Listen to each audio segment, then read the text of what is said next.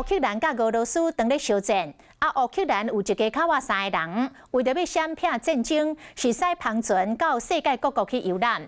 前几天，经过台湾海峡船故障，向咱的海巡请求援助，都甲船停伫台中5车渔港来修理，因学了台湾是上赞的国家。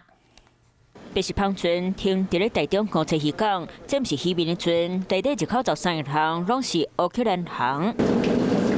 来自各国船只乃停靠伫咧台中。记者问51岁船头家黄烈利，伊讲使航船载处理的人伫咧亚洲优势各国已经去过马来西亚、印度和印尼。22号单位韩国离开要去菲律宾，经过台湾海峡时，发现一个handle落海去，赶紧向海巡人员求助。 It's coming for Taiwan. It's problem for my boat. Boat is not very good. Why? It's 40 years. It's old.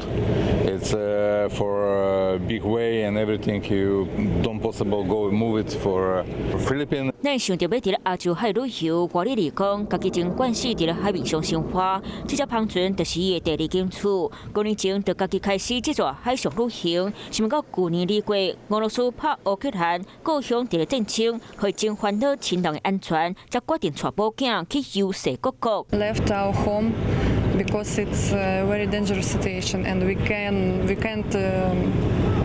be there. My country now is very bad situation about war. It's invasion for Russia. It's don't safety. 一家伙3个人伫咧船顶体验南方的海上生活。我咧去马来甲海巡人员说多谢，感谢因斗相共修理航船，嘛学了台湾这个国家以及棒。